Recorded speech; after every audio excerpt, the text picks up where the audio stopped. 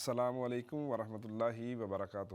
ناظرین، اسلام چینل اردو کے London studio میں پروگرام رحمت رمضان کے ساتھ میں ہوں آپ کا میزبان رضوان ارشد۔ ناظرین، رمضان المبارک کا یہ دوسرا عشرہ ہے اور یہ بھی اپنے اختتام کی جانب گامزن ہے۔ ہم رمضان المبارک کی آمد کا انتظار کر رہے تھے اور اس وقت رمضان المبارک ہم سے رخصت ہونے جا رہا ہے۔ ایک عشرے کے بعد انشاءاللہ العزیز یہ مہینہ بھی گزر جائے گا اور آپ لوگ جو اس ماہ مبارک کے اندر نیکیاں کر رہے ہیں، آپ لوگ جو اس ماہ مبارک کو اس کی روح کے مطابق گزار رہے ہیں، اللہ رب العزت آپ کو اس کا اجر اور ثواب دے۔ ناظرین، آپ کو معلوم ہے کہ ہمارا یہ پروگرام رحمت رمضان، اس کے اندر ہم مختلف افراد کو انوائٹ کرتے ہیں، ان سے گپ شپ کرتے ہیں اور پوچھتے ہیں کہ ان کا رمضان کیسا گزرتا ہے۔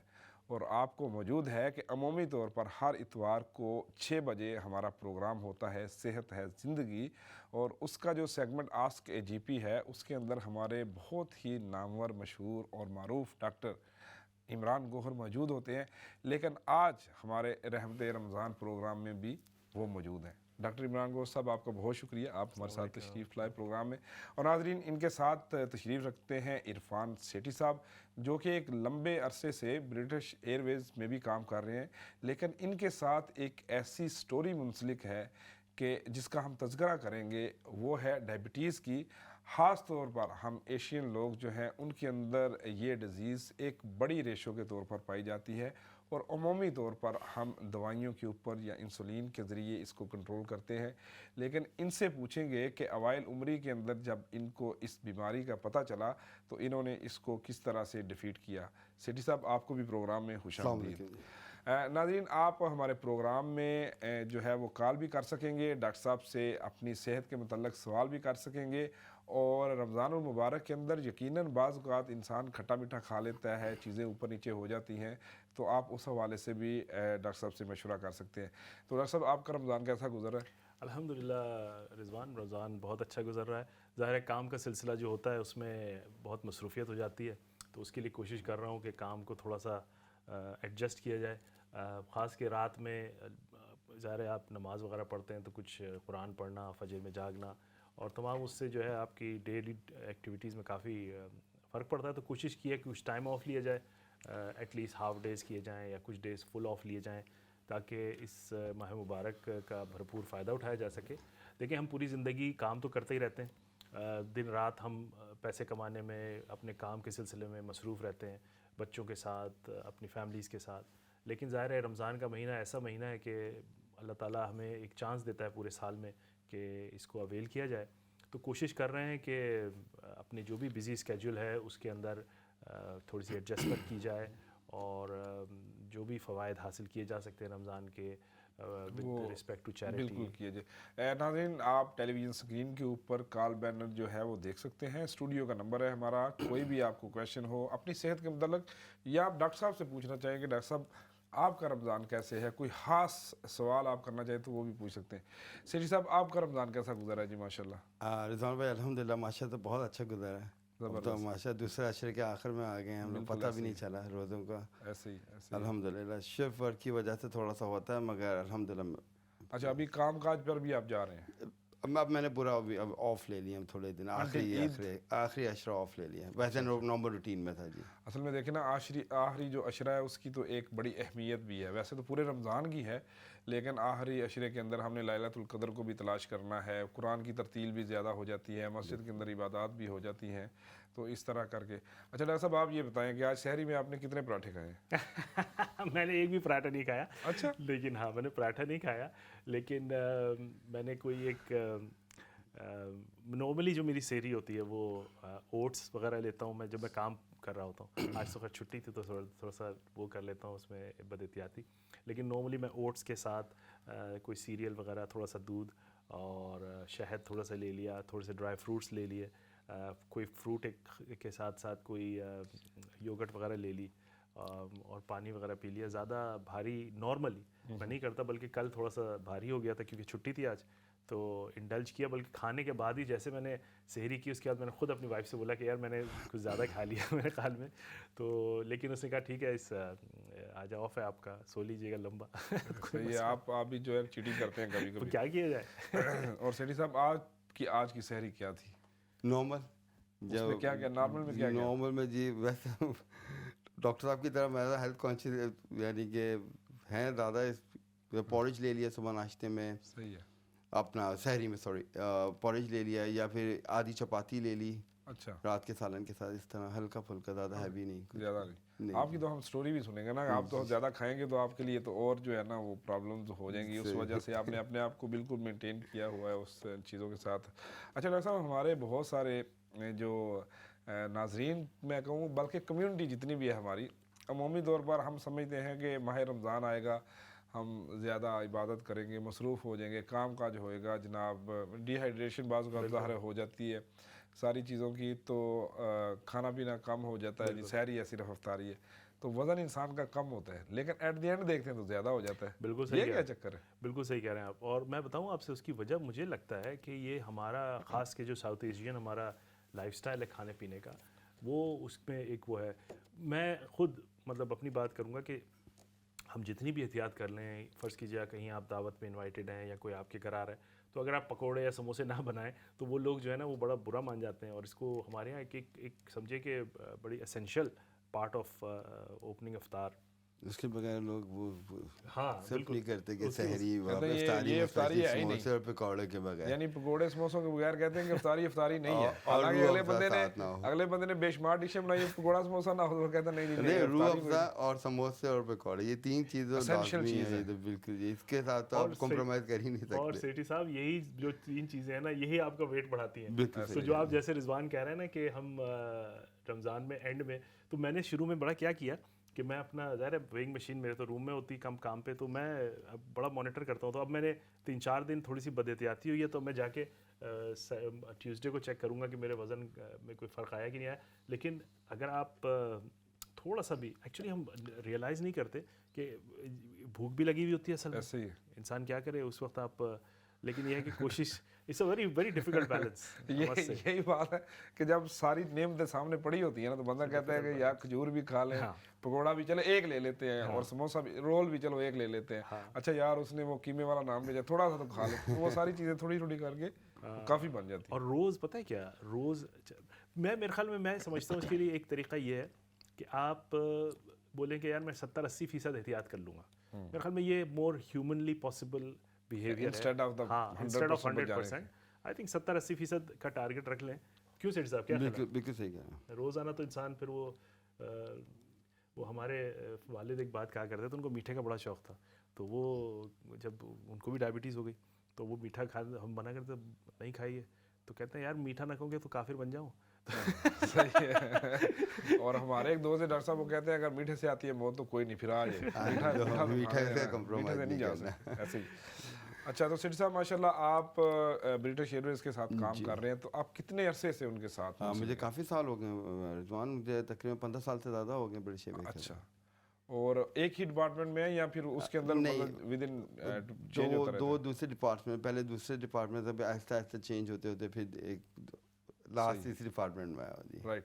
سو آپ اپنی جاب کو انجوائے کر رہے ہیں؟ الحمدللہ بہت ماشاءاللہ, بہت اچھا ڈپارٹمنٹ ہے, جاب اچھی ہے, ورک کولیگس بڑے اچھے ہیں. اچھا, تو as a British Airways employee آپ کو کچھ سہولت بھی ملتی ہے اگر آپ نے فلائی کرنا جی؟ بہت بینیفٹس ہیں جی, پینشن ہے, اسٹاف ٹریول ہے, بہت سی ادر چیزیں, میڈیکل آپ کو اس میں وہ دیتے ہیں, وہ کافی چیزیں اس میں. تو ابھی گزشتہ کچھ عرصے کے اندر بہت سارے اداروں نے بہت سارے افراد کو جو ہے نکالا بھی ہے, کیونکہ انفلیشن کا معاملہ رہا, بہت سارے مسائل بنے, جابس کٹس ہوئیں, تو آپ الحمدللہ ہمارے برٹش ایئر ویز نے بڑا اچھا, انہوں نے ایک پیکیج دے دیا تھا سب کو کہ جو اگر جانا چاہے, ارلی ریٹائرمنٹ لینا چاہ رہے ہیں, اور اس کے لیے انہوں نے ایک پیکیج اناؤنس کر دیا تھا.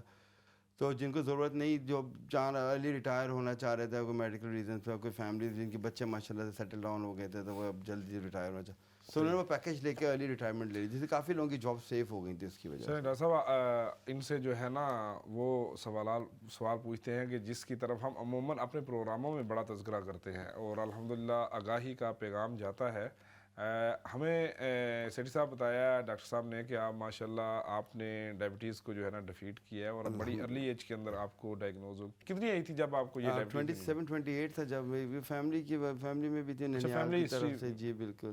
ڈاکٹر صاحب یہ دیکھیں, جو آپ ہمیشہ اکثر پوچھتے ہیں کالر سے کہ آپ کی فیملی میں کسی کو ہے, سو دس از دا فیملی ہسٹری, بالکل بالکل, اور اس family کا history امپیکٹ پڑتا ہے پھر کہ جی کسی اور بندے کو بھی بالکل ہوتی ہے. بالکل بالکل ایسا ہی ہے. فیملی ہسٹری جو ہے وہ خاص کے ڈائبٹیز میں بہت زیادہ بڑا ایک رول پلے کرتی ہے, اور جس کا ہم بار بار یہ ذکر بھی کرتے ہیں, کیونکہ ہم, اور اسی لیے ہماری جو احتیاط ہوتی ہے وہ زیادہ اہم ہو جاتی ہے کہ ہم ساؤتھ ایشین کمیونٹی کو اپنے چیزوں میں, وزن میں اور ان تمام چیزوں میں احتیاط کا بڑا, اور خاص کے جب عرفان آپ سے جو ہماری بات ہو رہی تھی کہ ہم جب بھی ہمارا پروگرام ہوتا ہے تو ہم ہمیشہ اکثر کال جو ہے نا ڈائبٹیز کے متعلق ہوتی ہیں, تو اور آپ کے آنے کا شکریہ پہلے تو, اور خاص کے ایک جو چیز ہم پیغام پہنچانا چاہ رہے تھے وہ یہ تھا کہ ایک پازیٹیو ایگزامپل ہمارے ناظرین کو پہنچے کہ آپ نے, اکثر ایسا ہوتا ہے کہ لوگ جو ہے وہ بیماری کا سن کے ہی وہ ہاتھ پاؤں کے ٹھنڈے ہو جاتے ہیں اور وہ چیزوں کو بالکل چھوڑ دیتے ہیں. تو آپ بتائیں کہ آپ نے ایک پازیٹیو انفلوئنس کے طور پہ ہمارے ناظرین کے لیے کہ آپ نے کس طرح پہلے جب آپ کو ڈائگنوز ہوا اور آپ کی جرنی جو ہے وہ پلیز شیئر کیسے کریں. رہی, مطلب جب ڈائگنوز جی ہوا تو بڑی پہلا سب سے ینگ پہلا ایج جو میں, بڑی ینگ ایج میں وہ پتہ چلا, کافی شاکنگ تھا کافی. میں نے کہا اب سے لڑنے جھگڑنے کا فائدہ نہیں ہے, اب سے کمپرومائز کرو یو آر اور میرڈ اس کو ایکسیپٹ کر لو. ناٹ, جی یو آر, آپ کی شادی اس وقت ہو چکی تھی یا نہیں؟ جب میری شادی ہو گئی تھی جی بالکل جی, 28 میں جی ہو چکی تھی, 27 میں ہوئی تھی, جب اس کے 1-1.5 سال کے بعد ہی یہ ڈائگنوز ہوئی تو اٹ واز ویری شاکنگ. تھی. بہت زیادہ شاکنگ تھا. پھر اس سے لڑنے جھگڑنے کے میں نے کہا فائدہ نہیں ہے, اس کو ایکسیپٹ کرو جو بھی ہے. جب ایکسیپٹ کیا تو پھر میں نے کہا کہ اب اس کو مینیج کس طرح کرنا ہے اس بیماری کو, ہم نے اب کس طریقے سے اس کو روکنا ہے, یا تو یہ آپ پہ حاوی ہوگی یا آپ اس پہ حاوی ہو جائیں, دونوں ایک ہی آپشن دونوں کے پاس. پازیٹیو رکھا آپ نے. اچھا, تو اس کے لیے پھر میں نے اپنا لائف اسٹائل چینج کیا, پورا ہیلدی ایٹنگ اور اپنا ایکٹیو لائف اسٹائل اور پازیٹیو یہ اپنا ماحول اور یہ سب چیزیں, اور فیملی بیک اپ اور دوستوں کا, ان سب کی وجہ سے بھی ماشاء اللہ سے تو الحمدللہ اب تو اتنے سال گزر گئے. اب تو آپ کی جرنی جو ہے نا یہ بہت لمبی ہے, ہم اس پر بات کریں گے. ہمارے ساتھ ایک ڈاکٹر صاحب کالر ہیں, ان سے پوچھتے ہیں کہ وہ کیا سوال کرنا چاہ رہے ہیں. جی السلام علیکم. السلام علیکم. جی وعلیکم السلام. ڈاکٹر صاحب سے پوچھنا ہے, مجھے تھائرائڈ کا پرابلم ہے, تو مجھے سردی بہت لگتا ہے جب ہوتا ہے نا, گرینڈ تھائرائڈ انڈر ایکٹیو ہوتا ہے جو, تو باڈی میں بہت سردی لگتی ہے جو. تو آپ نے تھائرائڈ کا کیا مسئلہ ہے, آپ کو انڈر ایکٹیو ہے کہ اوور ایکٹیو ہے؟ انڈر ایکٹیو ہوتا ہے. انڈر ایکٹیو ہے آپ کا, تو آپ دوائی لے رہے ہیں؟ دوائی لے رہا ہوں, تھیکسین لے رہا ہے 150 مائکرو گرام. اچھا ٹھیک ہے ٹھیک ہے. پھر بھی سردی لگ رہا ہے جو نا. اوکے, آپ کا تھائرائڈ لیول آپ ریگولر چیک کراتے ہیں؟ نہ وہ چیک کرایا تھا, بولتے ہیں ٹھیک, وہ کہتے ہیں ٹھیک ہے, ٹھیک ہے ٹھیک ہے. اور پھر بھی کبھی کبھی مجھے ہو جاتا ہے ایسا جو نا. آپ کی عمر کیا ہے؟ 2 مہینے ہو گئے مجھے. کیا عمر کیا ہے آپ کی؟ عمر میری 70+. اور آپ کا نام؟ محمد ضمیر اختر. اچھا ضمیر صاحب ہم بتاتے ہیں آپ کو. بہت شکریہ جمیل صاحب آپ کی کال کا. پروگرام دیکھیے, ڈاکٹر صاحب آپ کو بتائیں گے. آپ سیٹھی صاحب کی 2 سٹوری سنیں گے. ڈاکٹر صاحب پہلے کالر کو آپ آنسر کر دیں. اچھا ضمیر صاحب, جو آپ نے بتایا نا کہ آپ کو جو ٹھنڈک لگتی ہے, ظاہر ہے تھائرائڈ جو ہے ایک غدود ہوتا ہے جس کے کہ جو کہ اکثر ہم اگین پھر پچھلے اپنے پروگرام میں کافی ڈسکس کر چکے ہیں, یا تو یہ اوور ایکٹیو ہوتا ہے یا انڈر ایکٹیو ہوتا ہے. اور یہ غدود جو ہے اس کا کام ایسا ہوتا ہے کہ جیسے کہ مسالے کا کام سالن بنانے میں, تو اگر آپ سالن میں مسالہ نہیں ڈالیں گے تو اس میں مزہ, اس کا ریئیکشن, اس کا کمپلیشن نہیں ہوتا. تو اسی لیے تھائرائڈ ہارمون جو ہے وہ ہمارے جسم کے مختلف ریئیکشنز میں ایک مسالے کا کام کرتا ہے جو کہ ایک تمام ریئیکشنز کو کمپلیٹ کرتا ہے. تو اس کی کمی یا زیادتی کی وجہ سے مختلف پرابلمز آتے ہیں. ضمیر صاحب نے جیسے بولا کہ ان کو ٹھنڈک کا مسئلہ ہو جاتا ہے, feeling cold most of the time. اس کے ساتھ ساتھ دوسرے مسائل بھی آ جاتے ہیں اس میں, وزن کا بڑھنا, اس کے علاوہ باؤل کے پرابلم ہونا, سویٹ کا آنا, یہ تمام چیزیں افیکٹ ہو سکتی ہیں تھائرائڈ کے لیے. اسی لیے تھائرائڈ کو, اور ٹائرڈنس جو ایک بہت سب سے کامن پرابلم ہے. ضمیر صاحب نے جیسے بتایا کہ ان کو کنٹرولڈ ہے ان کا thyroid level now, and he must be on medication for it as well. Medication جو ہے اس کا سال میں 1 دفعہ بلڈ ٹیسٹ کرانا ضروری ہے, اور میں انڈر ایکٹیو تھائرائڈ کی بات کر رہا ہوں, اور اس میں اس کی مینٹیننس سے زیادہ تر مسائل جو ہے نا ان کا حل ٹھیک رہتا ہے. ضمیر صاحب نے مجھے یہ نہیں بتایا کہ ان کے دوسرے پرابلمس کیا ہیں. اکثر ایسا ہوتا ہے کہ after certain age, although thyroid کا بھی مسئلہ ہے, لیکن اس کے ساتھ ساتھ آپ کی جو پیریفرل سرکولیشن ہے وہ بھی خراب ہو جاتی ہے تھوڑی سی. تو اس کے لیے ہم جو سجیسٹ کرتے ہیں کہ تھائرائڈ کو تو اگر ان کو ڈائگنوز ہو گیا تو اس کو مینٹین کرنا تو بہت ہی لازمی ہے, لیکن ساتھ ساتھ اپنے جو پیریفریز ہیں, پاؤں, ہاتھ, ان کو گرم رکھنے کے لیے یا تھرمل ساکس وغیرہ پہنیں یا ہاتھ میں گلوز وغیرہ پہنیں اگر باہر جائیں, تاکہ ان کو ان کی جو سرکولیشن ہے بلڈ کی وہ اچھی رہے. اس کے ساتھ ساتھ اگر ان کو بلڈ پریشر کا مسئلہ نہیں ہے تو اپنی دوائیوں کو بھی دیکھ لیں. کوئی دوسری مختلف دوائیوں پہ ہوتا ہے انسان, ان کے بھی کچھ بعض دفعہ سائیڈ افیکٹ ہوتے ہیں. اپنے آپ کو ایکٹیو رکھیں, تھائرائڈ کے لیول کو مناسب طریقے سے کنٹرول رکھیں, ایکٹیو لائف سٹائل رکھیں گے تو انشاءاللہ تعالیٰ یہ مسئلے کا بہتری آئے گی. یہ مسئلہ کمپلیٹلی طور پہ ختم نہیں ہوتا, میں آپ کو یہ بتا دوں, اس کو آپ کو مینیج کرنا پڑتا ہے. اور جیسے سیٹھی صاحب نے اپنی چیزوں کو مینیج کیا, تو سیٹھی صاحب آپ بتا رہے تھے کہ بڑا ارلی ایج میں ڈائگنوز ہو گیا, آپ نے یہ ڈیسائیڈ کیا کہ یا تو پھر اس کے اوپر حاوی ہونا ہے یا اس نے آپ کے اوپر, تو آپ نے پھر اس کو اوورٹیک کیا, اس کو ختم کرنے کی کوشش کی. تو وہ کون سے ایسے سٹیپس تھے؟ ظاہر it's been more than I think 20-25 years, 23, اور پھر مسلسل اس کو ایک کنسسٹنسی لے کر چلنا, تو کتنا ایزی ہے, کتنا مشکل ہے, کس طرح سے آپ نے اس کو مینیج یہ کیا؟ بہت کہنے میں تو بہت ایزی لگتا ہے, اس کو بتانے میں ورڈز میں, مگر یہ اچھی خاصی ہارڈ جرنی ہے کہ اس کو آپ کو بڑا اپنے لائف کو بڑا صحیح ہے, مگر مینٹلی آپ کو بڑا اسٹرانگ ہونا پڑتا ہے اس کے لیے. سب سے پہلے پھر آپ کو چیزیں کیسے مینیج کرنی ہے, اپنی روٹین آپ نے کیسے سیٹ کرنی ہے, اپنے کھانا پینا, کیونکہ اب بڑا مشکل ہے ہمارے جو ہمارے جو اسپیشلی کھانے پینے ہیں ان کے اوپر ہاتھ روکنا بڑا مشکل ہوتا ہے پاکستانی اسپیشلی. تو آپ نے ان کو کنٹرول کرنا ہے, اور پھر آپ نے اپنا ایکٹیو لائف اسٹائل بنانا ہے, اسپیشلی جب آپ روٹین لائف آپ کی شفٹ ورک وغیرہ اس میں ہو, ارلی لیٹس اور یہ وہ, اس کے اندر اپنی روٹین سیٹ کرنی ہے ہر طریقے سے اس کو دیکھتے ہوئے, کہ واک کرنے اپنے روز ہفتے میں 4 دن. لوگوں کو لگتا ہے آپ کی جو جرنی ہے نا پسند آنے لگ پڑی ہے. ایک اور کالر ہے ہمارے ساتھ, ان سے بات کرتے ہیں. جی السلام علیکم. ہلو السلام علیکم. وعلیکم السلام. جی میرے نا اکثر میدے میں نا پرابلم رہتی ہے, جس طرح میرے نا زبان تھوڑی ریڈ ہو جاتی ہے, لیکن ٹوائلٹ وغیرہ میرا صحیح ہے, تو سمجھ نہیں آتی ہے. دوائیاں وغیرہ بھی لی ہیں لیکن کوئی سمجھ نہیں آتی ہے کیا ریزن ہے کیا نہیں ہے. تو کیا مین مسئلہ کیا ہے آپ کا؟ مجھے نا میدے میں ڈاکٹر نے بولا تھا کہ تجھے نا گلوٹین فری چیز آپ کھائیں, وہ میں کھا رہی ہوں, لیکن اس کے باوجود پھر بھی میدے میں گرمی سی ہوتی ہے. ڈاکٹروں کو بھی چیک کروایا ہے, لیکن پھر بھی مجھے یہ مسئلہ رہتا ہی. اب یہ ہوتا ہے کہ درد وغیرہ نہیں ہوتی, لیکن زبان اتنی ریڈ فیل ہو جاتی ہے مجھے. تو آپ کا کیمرہ چیک ہوا ہے میدے کا؟ لانگ ٹائم ہو گیا چیک ہوا تھا. اچھا, تو اس میں کیا آیا تھا؟ پہلے آج تو 10-15 سال پہلے انہوں نے کیا تھا, کچھ بھی نہیں آیا تھا. بعد میں انہوں نے بلڈ وغیرہ ٹیسٹ کیا تو انہوں نے بولا ہے کہ آپ کو یہ پرابلم ہے. تو پھر ایک دم میری طبیعت زیادہ خراب ہو گئی ایسے ہی, تو پھر میں نے آٹا چھوڑ ہی دیا. تو ابھی جو مسئلہ ہے وہ زبان کا ہے یا میدے کا مسئلہ زیادہ ہے؟ میدے کا بھی ہے, تو زبان میدے کی وجہ سے زیادہ کچھ اسپائس کچھ چھوٹا موٹا بھی کھا لوں نا تو زبان پہ وہ ریڈ زیادہ ہو جاتی ہے. تو ڈاکٹر نے کوئی دوائی دی ہے؟ زبان ڈاکٹر نے کوئی دوائی دی ہے؟ نہیں, کوئی نہیں دی ہے. اچھا ٹھیک ہے, میں بتاتا ہوں. آپ کا نام؟ میرا نام شہناز ہے. شہناز جی, میں آپ کو بتاتا ہوں. بہت شکریہ آپ کا. جی ڈاکٹر صاحب دیکھیں, آپ کو لوگ پوچھ رہے ہیں, رمضان کے اندر بھی آپ ماشاء اللہ مستفید کر رہے ہیں لوگوں کو اپنے علم سے. Thank you. اچھا شہناز, آپ نے بتایا کہ آپ کو میدے کا مسئلہ بڑا پرانا ہے اور 15 سال پہلے آپ کو کچھ چیک اپ ہوا تھا.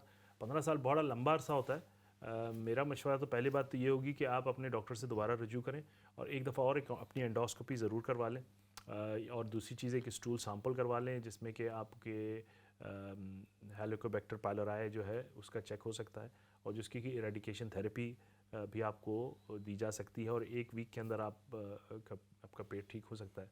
تو میرے خیال میں تو اتنا لمبا عرصے میں نہ آپ کوئی دوائی پہ ہیں, نہ آپ کا کوئی ابھی اتنے لمبے عرصے سے ٹیسٹ ہوا ہے, لیکن آپ کے سمٹمز خراب ہو رہے ہیں. ظاہر ہے ایک ایج بھی ہوتی ہے, 10-15 سال پہلے آپ ینگ ہوں گی, اب ظاہر ہے عمر زیادہ ہو گئی ہوگی, تو اس کے لیے آپ کو میرا مشورہ پہلا یہ ہوگا کہ اس کو اگنور نہ کریں اور اپنے جی پی کے پاس جائیں اور اس کو بتائیں کہ میرا یہ سلسلہ چل رہا ہے اور میں اس وقت حالات اور ख़راب ہو گئے ہیں, تو ظاہر ہے وہ آپ کے مزید ٹیسٹ کرائیں گے.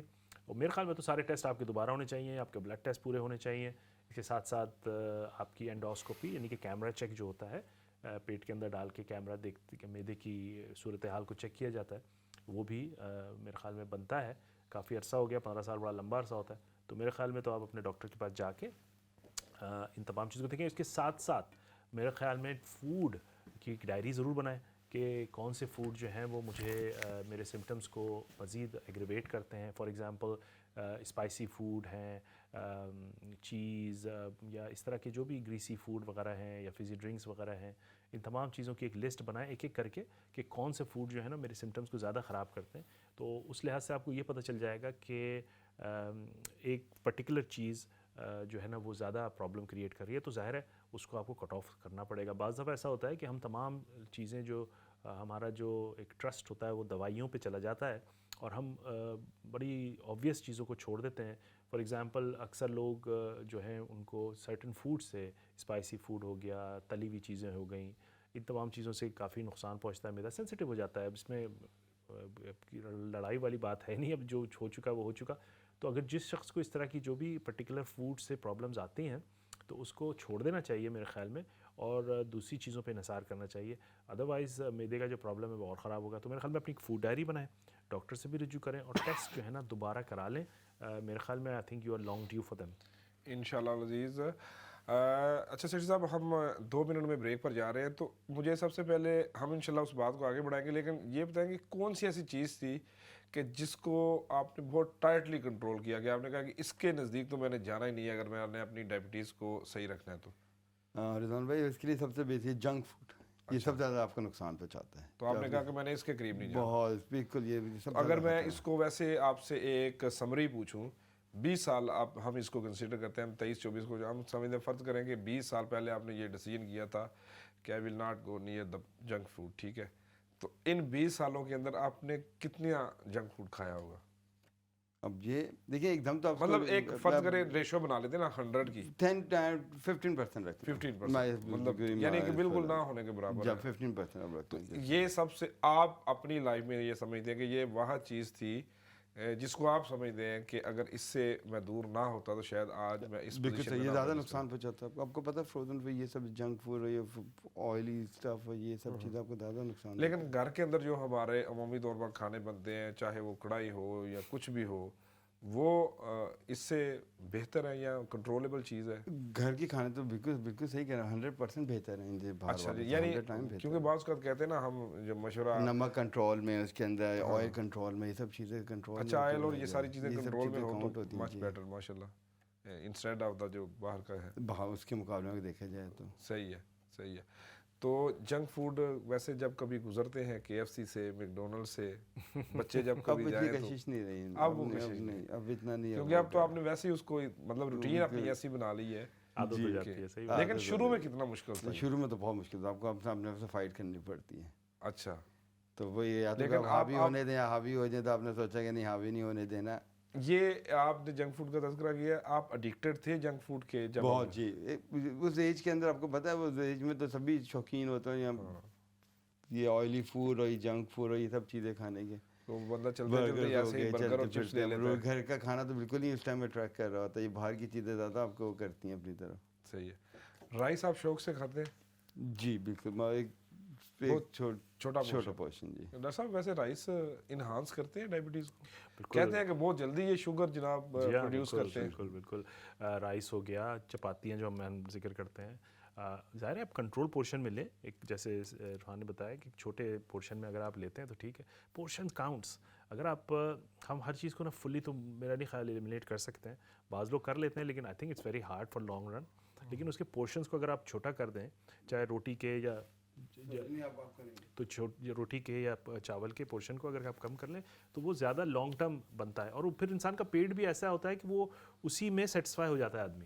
وہ اصل میں عادت جس چیز کی آپ اپنے پیٹ کو جس چیز کی عادت ڈال دیں گے وہ ہو جاتی ہے. شروع میں ذرا مشکل ہوتی ہے ظاہر ہے، لیکن میرے خیال میں تو یہ ہے. رائٹ. ڈاکٹر صاحب انشاءاللہ ہم بات کریں گے ناظرین رحمت رمضان کے اس سیگمنٹ کے اندر. آپ نے بہترین طریقے سے ڈاکٹر عمران گوہر کی گفتگو سنی اور عرفان سیٹھی کی گفتگو بھی سنی. انشاءاللہ ہم ایک مختصر سے وقفے کی طرف جا رہے ہیں، واپس آئیں گے تو ہم اپنی اس گفتگو کو یہیں سے شروع کریں گے. ہمارے ساتھ رہیے.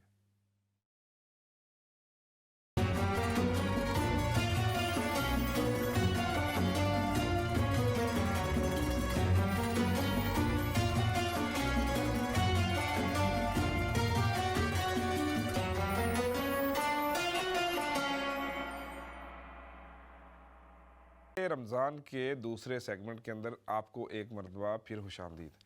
ناظرین ڈاکٹر عمران گوہر موجود ہیں، عرفان سیٹھی یہاں موجود ہیں. آپ اپنی صحت کے متعلق ان سے سوال کر سکتے ہیں. ڈاکٹر صاحب ہم رمضان المبارک کا یہ دوسرا عشرہ ماشاءاللہ جا رہا ہے، مغفرت کا عشرہ ہے. ہم لوگ عبادات کرتے ہیں، قرآن کی تلاوت کرتے ہیں، اور اسلام جو ہے بنیادی طور پر اعتدال کا دین ہے، مذہب ہے. بعض اوقات انسان کی یہ کوشش ہوتی ہے کہ وہ تراویح کے اندر کھڑا ہو تو پھر جناب فجر تک کھڑا رہے، نمازیں پڑھتا رہے. اور جو ہے قرآن پڑھتا رہے. تو بعض کا بہت زیادہ دیر کھڑے رہنے سے پاؤں کے اندر وہ سوجن سی ہو جاتی ہے, تو وہ کس طریقے سے اس کو اوائڈ کیا جا سکتا ہے خاص طور پر اس مہینے کے اندر؟ بہت اچھا سوال کیا آپ نے. یہ چیز جو ہے دیکھیں, کوئی بھی شخص جب ایک پوسچر میں آپ ایک جگہ زیادہ عرصے تک کھڑے رہیں یا بیٹھے رہیں تو اس میں آپ کا جو بلڈ فلو ہے, اصل میں پاؤں جو ہے نا ہمارے, وہ سب سے آخری کا حصہ ہوتے ہیں آپ کے بلڈ سپلائی کا, اور آپ کے جو ہارٹ ہے اس کو پمپ کرنا پڑتا ہے hard to get the blood out of your feet. جب ہم اسٹیگننٹ ایک پوسچر میں کھڑے رہتے ہیں تو یہ جو پروسیس ہے پورا, یہ اس میں جو ہے نا کمی آ جاتی ہے بیسکلی, اور اسی وجہ سے اکثر لوگوں کو سوجن کا مسئلہ ہو جاتا ہے, چاہے وہ جوان بھی ہوں تو. تو سب سے پہلی بات تو یہ ہے کہ اگر کوئی شخص ضعیف ہے, جن کو کہ ہارٹ کا کوئی پرابلم ہے یا دوسرے کوئی مسائل ہیں, تو وہ میرے خیال میں اتنے دیر کھڑے ہو کے تراویح نہ پڑھیں, وہ بیٹھ کے بھی پڑھ سکتے ہیں. تو اپنی جان پہ اتنا وہ نہ کریں. اللہ تعالیٰ کی طرف سے بھی I'm sure اجازت ہے کہ آپ آسانی کا معاملہ کریں, آپ بیٹھ کے تراویح پڑھ لیں. پہلی بات تو یہ. دوسری چیز یہ ہے کہ اگر کوئی شخص ینگ ہے اور اس کو یہ مسئلہ آ رہا ہے تو تھوڑا سا موومنٹ وغیرہ آپ کرتے ہیں, بیچ میں جو بریک ملتا ہے اس میں تھوڑی سی واکنگ کر لیں, یا جو کھڑے ہوئے بھی آپ اپنے ویٹ کو تھوڑا سا ایڈجسٹ کر لیں. لیکن اگر کسی شخص کو پرسسٹنٹ یہ پرابلم ہو رہا ہے تو میرے خیال میں اس کو اوائڈ کرنا چاہیے اور تراویح میں بھی بیٹھ کے پڑھ لیں. بالکل صحیح. اچھا سیٹھی صاحب, یہ بتائیں کہ اگر اس وقت ہمارے جو ناظرین ہیں ماشاءاللہ اس پروگرام کو دیکھ رہے ہیں, آج کا یہ جو ہمارا رحمت رمضان کا پروجیکٹ ہے, یہ پروگرام ہے, اس کو دیکھ رہے ہیں, تو آپ اس میں کیا سجیسٹ کریں گے ہمارے ان لوگوں کو کہ جو اس وقت اللہ نہ کرے کہ کوئی ڈائبٹیز کے اندر مبتلا ہو, لیکن کوئی ارلی ایج میں ہے, 30 میں, 25 میں, 28 میں, ایون 35, ایون لیس دین 40, تو وہ کس طرح سے اس سے کوپ کر سکتا ہے؟ کون سی ایسی بنیادی ایلیمنٹس ہیں then he or she have to adapt to defeat this disease? دیکھیے, سب سے پہلی بات ہے کہ اس کو سیریس لیں. صحیح ہے. یہ آپ کو بہت زیادہ, اگر آپ اس کو سیریس نہیں لے رہے تو یہ بہت زیادہ آپ کو نقصان لانگ ٹرم تک پہنچا سکتا ہے. یہ بہت زیادہ آپ کو صحیح ہے کر سکتے ہیں. ڈاکٹر صاحب اس کے بارے میں زیادہ وہ ڈیپلی بتا سکتے ہیں. صحیح ہے. مگر یہ تو ہر چپ کے پورے اندر کے سسٹم کو افیکٹ کر سکتا ہے. تو اس کے لیے سب سے اچھی طریقہ یہ کہ اپنا ہیلدی لائف اسٹائل رکھیں, آپ صحیح چیزیں کھائیں, یہ جنک فوڈ سے اوائڈ کریں, اور ایکٹیو لائف اسٹائل سب سے موسٹ امپورٹنٹ. اچھا, جب ہم بات کرتے ہیں نا ہیلتھی لائف اسٹائل کی یا ایکٹیو لائف اسٹائل کی, اس سے عمومی طور پہ کیا مراد ہوتی ہے؟ دیکھیں, اب ایک بندہ ہے, اس نے جاب بھی کرنی ہے, اگر وہ میریڈ ہے, خاتون ہے یا مرد ہیں, بچوں کو لک آفٹر بھی کرنا ہوتا ہے, ان کو بعض کا چھٹیوں میں جس طرح بھی یہ چھٹیاں چل رہی ہیں لے کے جانا ہوتا ہے, تو روٹین کے کاموں کے ساتھ ساتھ جس جو فکرہ ہم بولتے ہیں ہیلتھی لائف اسٹائل, سو آپ کی اپنی اوپینین کے مطابق اس سے کیا مراد ہے؟ کیونکہ آپ بھی تو ماشاءاللہ کتنے عرصے سے اسی بنیاد کے اوپر آپ نے ڈائبٹیز کو شکست دی کہ آپ نے ہیلتھی لائف اسٹائل کو جو ہے اڈاپٹ کیا. تو میں سب سے بڑا مسئلہ یہ ہے ہماری کمیونٹی میں کہ لوگ نا جو جاب کو جا رہے ہیں اور آ رہے ہیں, اور یہ سب چیزیں جو لیے جو خواتین ہیں جو گھروں میں کام کر رہی ہیں, یہ سب چیزیں اس کو کاؤنٹ کرتی ہیں کہ ہم یہ ہمارا ہیلدی لائف اسٹائل ہے, ہم ایکسرسائز ہو رہی ہے, ہم بزی ہیں, ہم یہ موو اراؤنڈ ہو رہے ہیں. وہ نہیں ہے, اس کو کاؤنٹ نہیں آپ کر سکتے, کیونکہ وہ کیا کسی اسٹریسفل ماحول میں آپ گھر کے کاموں میں لگے ہوئے ہیں, یا جاب میں آپ اسٹریسفل ہیں, اب ایک الگ اس پہ جزوم میں. اس کے لیے ہوتا ہے کہ آپ اپنے لیے ٹائم نکالو گے. اب اپنی پورے 24 گھنٹے میں 1-1.5 گھنٹہ آپ ایزلی نکال سکتے ہیں اپنی لائف کے لیے. اس میں آپ واک کرنے جائیں 45-50 منٹس کے لیے, ہفتے میں 2 دن جم جائیں. ضروری نہیں ہے کہ آپ بڑے ایکسپینسو کوئی لگژری جم جوائن کریں. عام آج کے بڑے اچھے جمس کھل گئے ہیں, بڑے چیپ ہیں, بڑے اچھے پیکیج ہیں ان کے. ہفتے میں 2 دفعہ وہاں جائیں. یہ سب بیسک چیزیں. پارکس یہاں پہ جگہ جگہ پارکس میں پورے واکنگ ٹریک بنائے ہوئے ہیں بڑے اچھے اچھے. اب تو پارکوں کے اندر بڑی اچھی مشین لگی ہوئی جی, بڑے بالکل فری ہوتی ہیں, سب فری ہیں وہ. اب وہ یوز کریں, ضروری نہیں ہے آپ کو جم جانے کی. 1 گھنٹہ اپنے نکالیں. مگر وہ جو آپ گھر کے کام اور آفس کے کام اور اپنی جاب پہ جا رہے ہیں, وہ ٹائم کو آپ کاؤنٹ نہ کریں کہ وہ میں میرے ہیلدی لائف اسٹائل ہے, یا میں بڑے ایکٹیو ہوں, میں بڑا وہ رہتا ہوں, بڑا اس میں رہتا ہوں. وہ اس کو کاؤنٹ نہ کریے. تو اس میں بنیادی طور پر آپ جو بات کر رہے ہیں اس میں یہی ہے کہ واک کریں, جاگنگ کریں, آپ جناب 1 گھنٹہ اپنی لائف کوئی نہ کوئی ایکٹیویٹی کریں جو ان چیزوں سے ہٹ کے ہو, ہٹ کے روٹین بالکل ریلیکس ہو کے آپ کر رہے ہو, انجوائے کر رہے ہو اس کو. صحیح ہے, وہ اسٹریس پہ رہ کے نہیں کر رہے ہیں, آپ انجوائے کر رہے ہیں اس چیز کو. صحیح. اور آپ کو کیا لگتا ہے کہ اگر کوئی بندہ اس کو اپنی عادت بنا لے, for example the first step somebody ٹیک کہ جی میں نے ½ an hour سے اسٹارٹ کرنا ہے اور I will take it to up to 1 hour کہ میں نے ڈیلی کی بنیاد کے اوپر واک کرنی ہے, تو کتنا سگنیفیکنٹ جو ہے فرق پڑ سکتا ہے اس کی لائف میں؟ جی بہت. اس کو آپ کہیں میڈیسن سے ایک سرٹن ٹائم تک آپ کو وہ کنٹرول میں رکھتی ہیں آپ کی ان سب چیزوں کو. اس کے بعد تو یہ سب چیز آپ کے جو ہے روٹین لائف ہے، یہ سب سے زیادہ آپ کے اس کو کنٹرول کرنے میں سب سے زیادہ امپورٹنٹ رول ہوتا ہے. رائٹ. اچھا سیٹ صاحب آپ مجھے یہ بتائیں کہ ظاہر ہے واک بندہ کر رہا ہے لیکن اس کے ساتھ نہاری بھی کھا رہا ہے اور کڑھائیاں بھی جا رہی ہیں، تو وہ کیا امپیکٹ ڈالیں اب رضوان بھائی اب یہ تو نہیں کہہ سکتے کہ بندہ ہر چیز چھوڑ دے، اگر وہ نہیں کنٹرول کے بعد ایک تھوڑے کر دیں، تھوڑا لمٹ میں رکھیں. یعنی وہ نہاری کی جو صبح سے پوری بوٹی ملتی ہے وہ نہ کھائے، کھابے والا چکر نہ رکھے کہ کھائے جا رہا ہے اور وہ بھرے پیٹ نہ بھرے، انجوائے کرے فوڈ انجوائے. اصل میں جو ہوتی ہے نا پریکٹیکل ایگزامپل وہ مچ بیٹر دین دا تھیوریٹیکل تھنگ. تو آپ کی ڈاکٹر صاحب ان کی جو ہے نا یہ پریکٹیکل ایگزامپل ہے نا، مجھے یہ اچھا لگ رہا ہے کہ آپ یہ نہیں کہہ رہے کہ لوگوں کو کہ بھائی کھانا نہیں کھاؤ، یا آپ اگر نہاری کے آپ کو شوقین ہے یا کڑھائی کا شوقین ہے تو نہ کھائیں، لیکن تھوڑا کھا لیں، لیکن اس کے ساتھ ساتھ واک کو آپ جاری رکھیں. یعنی اٹس مین کہ اگر آپ انیشیل سٹیجز کے اوپر ہی آپ اس کو کنٹرول کر سکتے ہیں تو آپ اپنا ٹیسٹ بھی برقرار رکھ سکتے ہیں، اپنا فوڈ بھی انجوائے کریں اپنا. رائٹ، صحیح ہے. اچھا چلیں صحیح ہے. ابھی میں کچھ اور ایسے کویشچن کی طرف آنے لگا ہوں ناظرین جو رمضان المبارک کے متعلق ہیں، اور آپ بھی اس سے اپنی یادوں کو تازہ کر سکتے ہیں. اور اگر کوئی بندہ ڈاکٹر عمران گوہر سے کوئی سوال کرنا چاہے کہ وہ اپنی صحت کو کس طرح سے مینٹین کر سکتا ہے، یا عرفان سیٹی سے یہ پوچھنا چاہے کہ بھائی ہمیں بھی کوئی ٹپ دے دیں کہ کس طرح سے ہم جو ہے ڈائبٹیز کو تشخیص دے سکتے ہیں یا بچ سکتے ہیں، تو آپ یقیناً کر سکتے ہیں. ڈاکٹر صاحب بچپن کی یادوں میں گھر والوں نے کبھی آپ کو سحری لینے کے لیے باہر بھیجا تھا، کبھی دہی لینے یا دودھ لینے، بہت پرانے وقتوں میں؟ نہیں، آپ کتنے بہن بھائی تھے؟ ہم ماشاءاللہ 4 بھائی اور 1 بہن. صحیح ہے. لیکن اور آپ کا نمبر کتنا؟ مجھے میں سیکنڈ لاسٹ ہوں، تو میں تو اسپوائلڈ تھا کافی.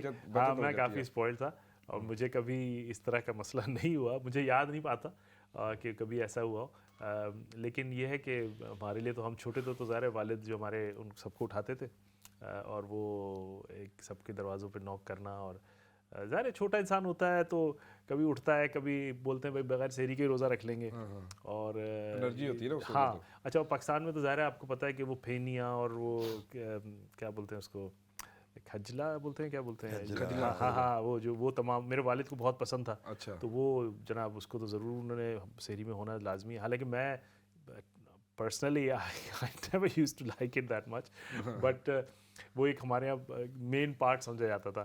آئی تھنک ٹریڈیشنلی لوگ کھاتے ہیں بہت زیادہ، تو کچھ نہ کچھ وہ میری والدہ جو ہوتی تھیں وہ سب کے لیے ایک بول میں نا وہ سب کو رکھ دیا ہے، وہ آپ نے کھانا ہی کھانا ہے. تو اٹ واز وہ بالکل ہمارے جو دیسی اسٹائل کا ایک. چلے آپ نے بتایا آپ سیکنڈ لاسٹ، تو یہ بتایا کہ کتنی دفعہ ایسا ہوا کہ بڑے بھائی نے آپ کو کام کہا اور آپ نے پھر آگے سے وہ چھوٹے کو کہہ دیا؟ اصل میں بڑا لکی تھا، میرے جو ایک بھائی ہیں وہ مجھ سے بالکل ہی تھوڑے سے بڑے ہیں، 1.5-2 سال، اینڈ وہ مجھ پہ آنے سے پہلے ان پہ آ جاتا تھا، وہ کام کر لیتے تھے. اور he used to spoil me a lot as well actually to be honest. وہ بیچارے اکثر میرے کام جو وہ خود ہی کر دیا کرتے تھے، تو اس وجہ سے میری کافی زیادہ تر بچت ہو جاتی تھی. ہاں دن کے وقت کوئی کام ہوتا تو میں کر لیتا تھا، لیکن یہ ہے کہ otherwise he used to take on. سیٹ صاحب آپ کو یاد ہے کہ آپ نے پہلا روزہ کب رکھا تھا؟ کوئی میموریز آتی ہے ذہن میں؟ رضوان نے تو کافی ٹائم ہو گیا اس بات کو. ہاں ساتھ ہی ہم نے رکھے ہیں جب روزے رکھے ہیں. سارے بچپن بھی رکھے ہوں گے؟ جی بالکل، 12-14 سال کی 12-13 سال کی عمر میں، بڑی 12-13 سال. کوئی ایسی چیز اس وقت آپ کراچی میں ہی ہوں گے؟ جی بالکل. تو کراچی کے اندر کیا اہتمام ہوتا تھا صبح کے وقت میں لوگوں کو اٹھانے کا؟ یا وہ ڈھول والا آتا تھا جی، وہ زمانے میں بڑا تھا، وہ ڈھول بجانے والا آتا تھا، اور والدہ نے بڑے اچھے بنانے ہوتے تھے پراٹھے اور دہی، اور یہ سب چیزیں بڑی کاؤنٹ ہوتی تھی، پراٹھے دہی اور یہ سالن والا اسپیشل چکن کڑی، اور یہ وہ اس کے ساتھ روزہ رکھنا تھا. تو آپ کو کوئی فیوریٹ کوئی کیا چیز ہوتی تھی سحری میں جب ینگ تھے؟ ہمارے یہاں جیسے کہ یہ کھجلا اور یہ پھینی، تو آپ کے یہ سب چیزیں؟ ہاں یہ تو عام سارے آپ ویسے ادھر ماشاءاللہ قریب ہمسائیگی میں ہیں، تو وہ کھانوں کا میرا خیال اتنا فرق تو نہیں ہوتا. نہیں جی بالکل. آئی تھنک پتہ ہے کیا کھانے کا، لیکن فیملیز کے اندر تھوڑا سا ہوتا ہے کہ فیملیز کس چیز کو لائک کرتی ہیں، کس چیز کو ڈس لائک. اکثر جگہ پہ نا ہمارے یہاں. لیکن ایک بات بتاؤں میں آپ سے کہ ہم ٹھیک ہے ہمارا جو ٹریڈیشنل جو لائف اسٹائل جو بھی تھا، لیکن آئی تھنک ہمیں اپنی چیزوں کو نا میں اب میں ریفلیکٹ کرتا ہوں تو میرے خیال میں آئی تھنک ہم بہت ساری چیزیں جو ہے نا وہ سیکھنی چاہیے اپنے غلطیوں سے کہہ لیں یا جو بھی کہہ لیں. کیونکہ اکثر یہ ہوتا تھا کہ رمضان کے بعد نا ہر ایک کا وزن بڑھ چکا ہوتا تھا، تو وہ رمضان کا جو پورا ایک کہنا چاہیے کہ جو پیغام ہے یا میسیج صحت کے حوالے سے نہیں ہوتا، اور بھاری پن ہو جانا، اور بڑا मैं तो समझता हूँ कि हमें हमारा जो एक ट्रेडिशनल, मैं इसको नहीं कहता कि पूरी, I think now things have change a lot actually, people are doing things more health consciously, they are making things better the way they used to make before. लेकिन यह है कि मेरे ख्याल में हमें, और ख़ास की जो शुगर का इस्तेमाल है, मैं इस प्रोग्राम के तवज्जुह से ज़्यादा, ये हमारी एक ज़िम्मेदारी है कि एक जो शुगर का इस्तेमाल है, चाहे वो शरबतों की सूरत में हो या वो जो भी कार्बोहाइड्रेट लाइक पराठों की और रोटियों की और चावलों की सूरत में हो, या फिर जो दूसरी मीठी चीज़ें हम बनाते हैं या खाते हैं उनकी सूरत में हो, उसका प्लीज़ एहतियात रखें.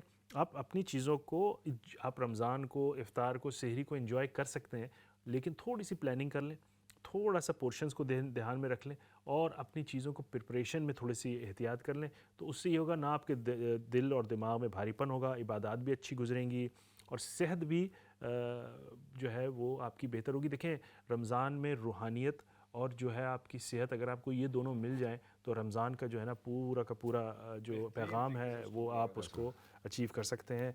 और इंशाअल्लाह ताला उसकी जो बरकत है वो आपको पूरे साल रहेगी. ख़ास के जो लोग वज़न लूज़ करना चाहते हैं, मैं समझता हूँ ये गोल्डन अपॉर्चुनिटी होती है उनकी कि वो इस रमज़ान में डिसिप्लिन, देखिए अल्लाह ताला ने हमें डिसिप्लिन कर दिया, तो हमें तो मतलब जो असल मसले होते हैं डिसिप्लिन करने के होते हैं, तो अल्लाह ने हमें जो डिसिप्लिन कर दिया उसमें थोड़ी सी अपनी एफ़र्ट और ऐड कर दें तो ये ऐसा एक्सेलरेशन होता है कि यहाँ से आप स्टार्ट पॉइंट आपको बड़ा अच्छा बन सकता है अगर आप वज़न कम करने के लिए कोशां हैं.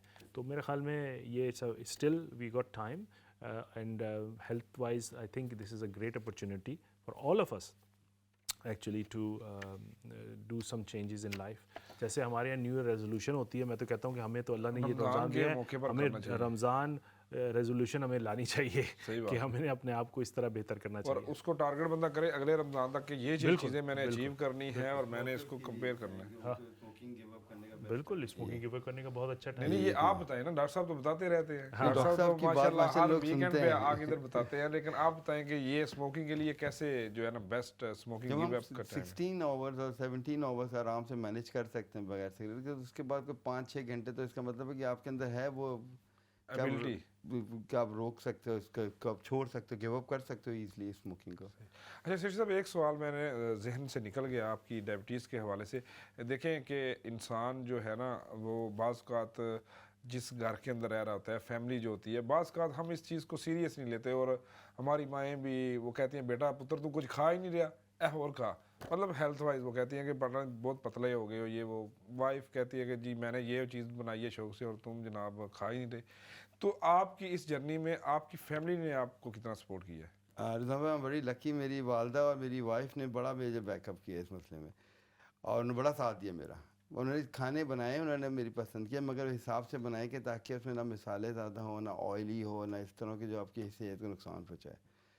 तो अल्हम्दुलिल्लाह मैं बड़ा लकी रहा हूँ कि पहले वालदा करती रही हैं, उन्होंने पूरा सारा संभाला होता है, वाइफ कर रही हैं तो उन्होंने सारा इस तरह संभाला होता है. इसलिए इतना मुझे इस मामले में बहुत लकी रहा हूँ कि ये चीज़ें मुझे बहुत, इसमें कोई प्रॉब्लम नहीं हुई कि मैं स्ट्रगल मुझे करनी पड़ी हो खाने की चीज़ों आपको किचन में जाके खाना नहीं बनाना पड़ा. राइट. अब माशाल्लाह मेरी बेटी बड़ी हो गई, तो माशाल्लाह उसने टेक ओवर कर लिया काफ़ी हद तक, काफ़ी स्ट्रिक्ट बिल्कुल प्रॉपर्ली कि बाबा को भाई कोई चीज़ बाबा के मामले बड़ी सख्त. हम एक कॉलर है हमारे साथ, उनसे बात करते हैं और पूछते हैं कि वो क्या कहना चाह रहे हैं. जी अस्सलाम वालेकुम.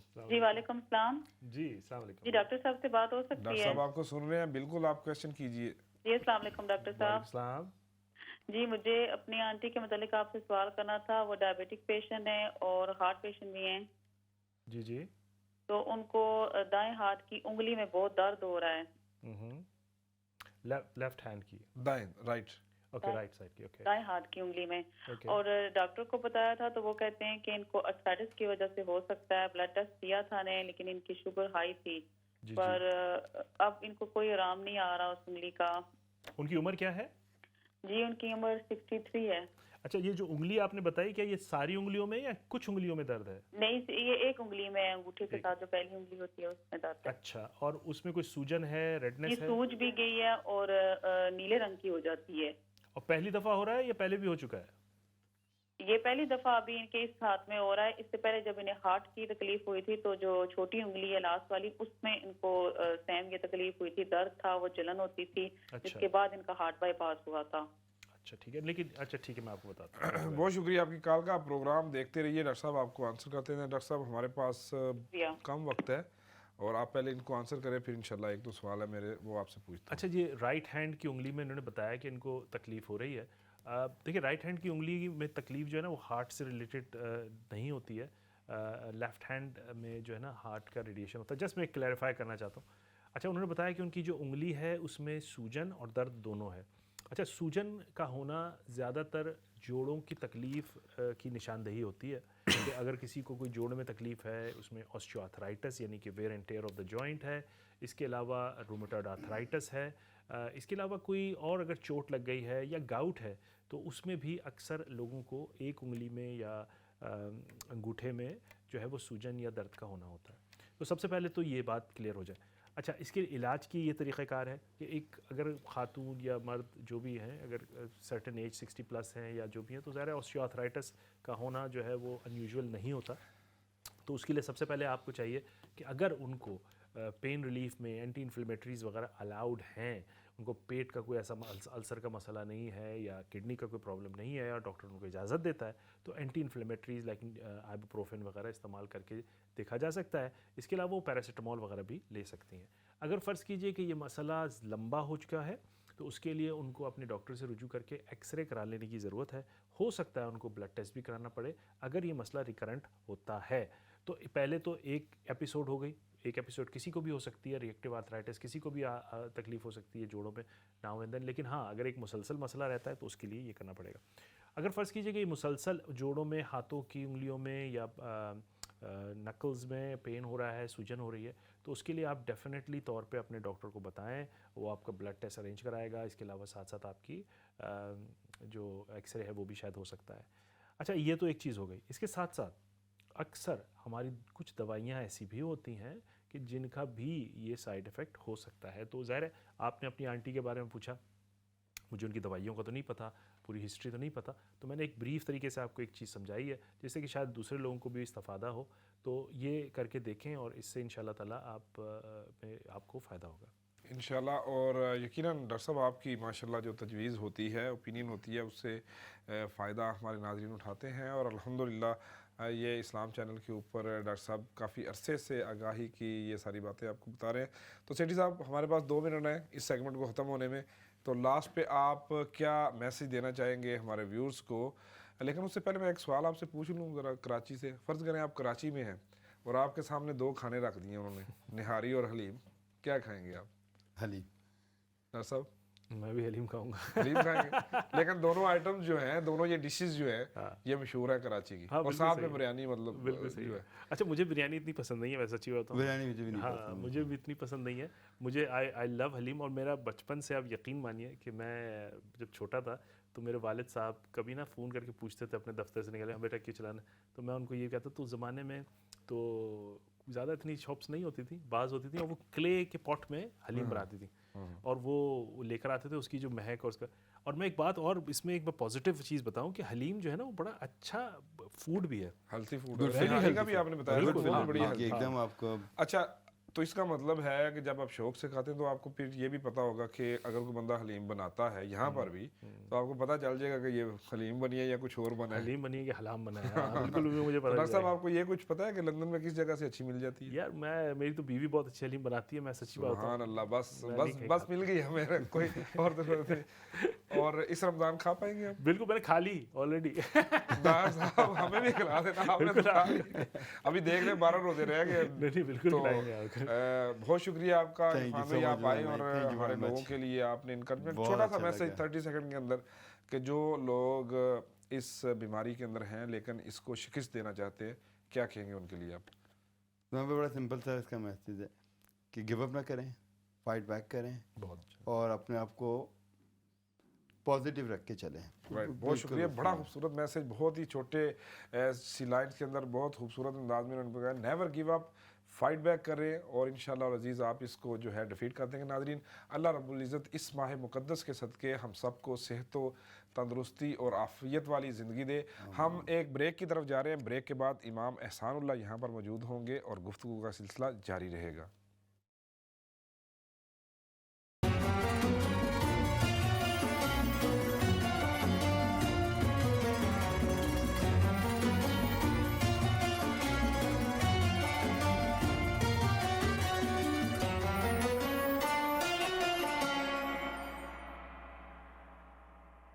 الرحمن الرحیم الحمد للہ رب العالمین والعاقبۃ للمتقین والصلاة والسلام علی اشرف الانبیاء والمرسلین اما بعد فاعوذ باللہ من الشیطان الرجیم بسم اللہ الرحمن الرحیم یا ایہا الذین آمنوا اذکروا اللہ ذکرا کثیرا وسبحوہ بکرۃ واصیلا صدق اللہ العظیم۔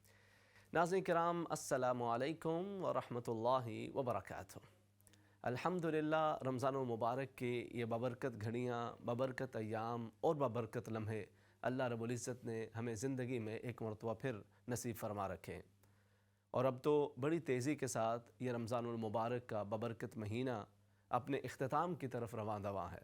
یہ دوسرا عشرہ اختتام کے قریب آ پہنچا، اور اس کے بعد دیکھتے ہی دیکھتے رمضان المبارک کا یہ بابرکت مہینہ ہم سے رخصت ہو جائے گا۔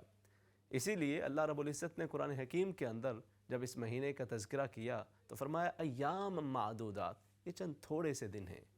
خوش نصیب ہیں وہ لوگ کہ جو ان چند دنوں کے اندر عبادات کر کے، ان چند دنوں کی قدر کر کے، انہیں غنیمت سمجھ کے اپنے رب کو راضی کرنے کی کوشش میں شب و روز مصروف رہتے ہیں، کیونکہ نبی کریم صلی اللہ علیہ وسلم نے ارشاد فرمایا لو یعلم امتی ما فی رمضان، اگر میری امت کو یہ معلوم ہو جائے کہ رمضان میں اللہ رب العزت نے ان کے لیے کیا کیا رحمتیں، برکتیں، فضیلتیں رکھی ہوئی ہیں، لَتَمَنَّوْا أَنَّ السَّنَةَ كُلَّهَا رمضان، تو وہ یہ آرزو کریں کہ کاش سارا سال ہی رمضان ہوا کرے۔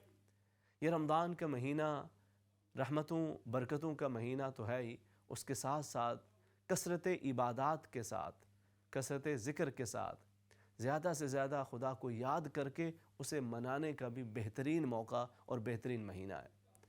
سال کے تمام مہینوں میں سے رمضان المبارک کا مہینہ افضل ترین مہینہ ہے، اور اس کے یہ تقریباً دوسرا عشرہ جو اختتام کو آ پہنچا ہے، تو اب ہمیں زیادہ اس بات کی طرف متوجہ ہونا ہے کہ اگر اس مہینے کے اندر ہم سے کچھ کوتاہیاں سرزد ہو گئی ہیں تو ہم ان کو بہتر کرنے کی کوشش کریں، ہم اپنے اعمال کی طرف ایک نظر دوڑائیں اور یہ دیکھیں کہ جہاں پہ کوتاہی ہے، کمی ہے، اس سے دور ہو کے اپنے اعمال کو بہتر کر کے اپنے رب کی رضا اور اس کا قرب حاصل کرنے کی کوشش کریں، کیونکہ وہ رب تعالیٰ وہ تو مہربان ہے، اس کی تو شان یہ ہے کہ رحمت خدا بہانہ می جوید بہا نمی جوید، اس کی رحمت تو بس بہانہ تلاش کرتی ہے، انسان تھوڑا سا ایک قدم اٹھائے تو صحیح، اس کی رحمت آگے بڑھ کے انسان کو سمیٹ لیا کرتی ہے۔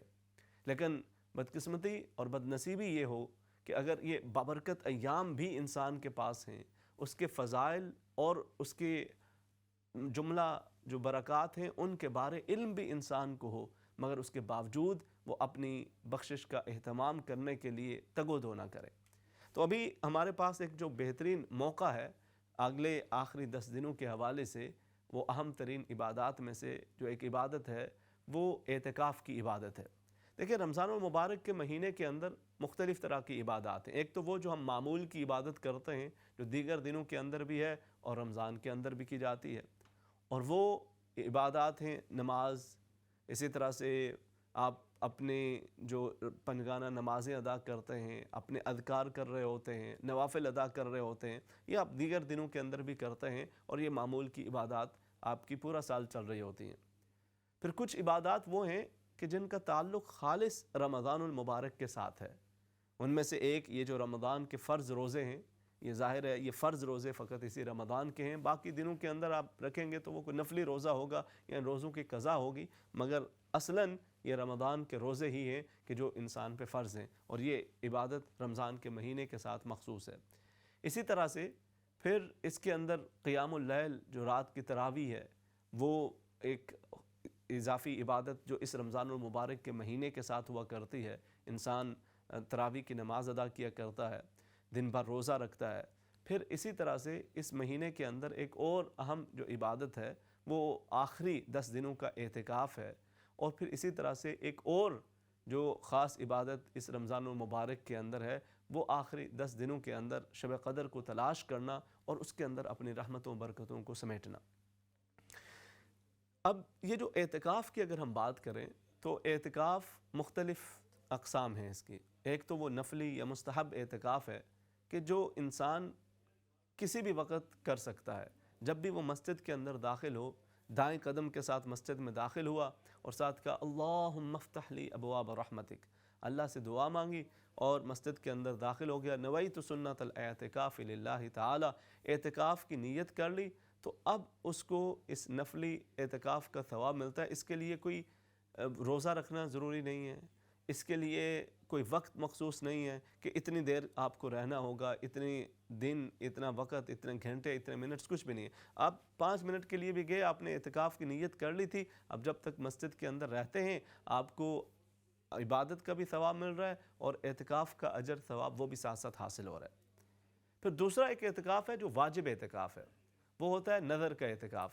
जैसे कोई इंसान नज़र मान लेता है कि अगर मेरा ये फ़लाँ काम हो गया तो मैंने एतिकाफ़ करना है, और फिर कोई भी आप उस हवाले से मुख्तलिफ़ लोग मुख्तलिफ़ नीयत, मन्नत और नज़र मान रहे होते हैं कि मेरा ये काम हो गया तो मैंने फ़लाँ नेकी का काम करना है, फ़लाँ नेकी का काम करना है, या फिर उसी तरह से कोई एतिकाफ़ की नीयत और मन्नत मान लेता है तो फिर उसके अंदर जितने दिनों की उसने मन्नत मानी है, जितने दिनों की नज़र रखी है, उतने दिन उसे एतिकाफ़ करना है और उस दौरान उसे रोज़ा भी रखना होगा। अच्छा, ये जो नीयत और मन्नत की जो नीयत है, इसके हवाले से मैं ये अर्ज़ करूँ कि कुछ लोग तो यूजुअली ये कर रहे होते हैं ना कि अगर मेरा ये काम हो गया तो मैं ये करूँगा। अगरचे शरई तौर पे इसका भी जवाज़ मौजूद है, मगर रब ताला के साथ मामला करते हुए बेहतर तरीका और अंदाज़ ये है कि आप अल्लाह के हुजूर इस तरह से दुआ गो हों कि और अल्लाह के हुजूर इस तरह से अपना अमल पेश करें कि कोई नेकी का काम आप करें, कोई भी आप एतिकाफ़ बैठ जाते हैं, आप कुरान हकीम की तिलावत शुरू कर देते हैं, आप उम्रे पे रवाना हो जाते हैं, आप किसी गरीब की मदद कर देते हैं, किसी बीमार का इलाज करा देते हैं, किसी यतीम की कफ़ालत कर लेते हैं, किसी बेवा की दादरसी कर लेते हैं, कोई भी नेकी का काम आप करते हैं और फिर अल्लाह के हुजूर अर्ज़ करते हैं कि बारी ताला मैंने तेरी रज़ा की खातिर ये अमल किया है, इसकी बरकत से मेरे लिए तो आसानियों का मामला कर दे, तो ज़रा ये ज़्यादा बेहतर होता है बजाय इसके कि बंदा अपने रब के साथ ये डील इस तरह से कर रहे हो कि मेरा मालिक ये काम हुआ तो मैं ये करूँगा, तो मैं ये करूँगी। बल्कि फिर जब वो काम हो जाए फिर मज़ीद आप अपनी नेकियों को भी बढ़ाएं, उसका शुक्र भी अदा करें, और जितना शुक्र इंसान करता है उतना ही उसकी तरफ से इनाम व इकराम में इजाफ़ा होता चला जाता है। फिर है नाज़रीन किराम ये सुन्नत मुअक्कदा एतिकाफ़, और ये है रमज़ानुल मुबारक के आखिरी 10 दिनों का एतिकाफ़, जिसे सुन्नत मुअक्कदा अलल किफ़ाया कहा जाता है।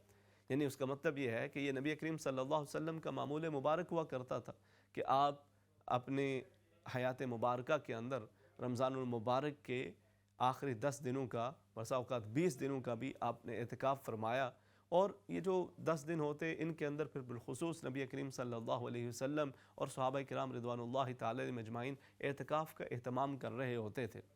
इसका हुक्म यह है कि अगर किसी एक महल्ले के अंदर वहाँ पे जो मस्जिद मौजूद है, लोकल मस्जिद है, वहाँ पे कोई एक शख्स भी अगर एतिकाफ़ बैठ जाता है तो ये बाकी सब की तरफ से काफ़ी हो जाएगा, किसी पे कोई गुनाह नहीं होगा।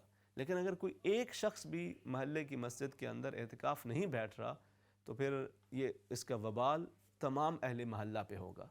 तो इसलिए एतिकाफ़ कम से कम एक शख्स का, और फिर ज़्यादा जिस कदर इंसान के पास वक्त है, जिस कदर उसके पास एक अगर उसको अपने काम काज और मामलात से छुट्टी मिल सकती है तो जितने ज़्यादा लोग बैठें, जितना ज़्यादा इंसान एतिकाफ़ का एहतमाम करे उतना ज़्यादा उसके फ़वाइद, थमरात और बरकतें। क्योंकि नबी करीम सल्लल्लाहु अलैहि वसल्लम ने इरशाद फरमाया कि जो शख्स एतिकाफ़ की नीयत कर लेता है और फिर एतिकाफ़ बैठता है इन 10 दिनों के अंदर अल्लाह रब्बुल इज़्ज़त की रज़ा की खातिर, इब्तिगाअन लिवजहिल्लाह, अल्लाह की रज़ा को हासिल करने के लिए, तो रब ताला उसके गुज़िश्ता सगीरा गुनाहों को मुआफ़ फरमा दिया करता है। और ये एतिकाफ़ एक ऐसी इबादत है कि जिसके अंदर फ़रिश्तों के साथ तशबीह है। जब अल्लाह रब्बुल इज़्ज़त ने फ़रिश्तों को बताया कि इन्नी जाइलुन फ़िल अर्दि खलीफ़ा, कि मैं ज़मीन के अंदर खलीफा बनाने वाला हूँ, तो फ़रिश्तों ने कहा अतजालु फ़ीहा मन युफ़सिदु फ़ीहा व यस्फ़िकु दिमा, कि इलाही हम तेरी तस्बीह करते हैं, तेरी तक़दीस बयान करते हैं, तेरी हम्द बयान करते हैं, तो हमारी जगह कोई ऐसे लोगों को ला रहा है कि जो ज़मीन के अंदर फ़ितना और फ़साद बपा करेंगे, कत्ल व गारत करेंगे।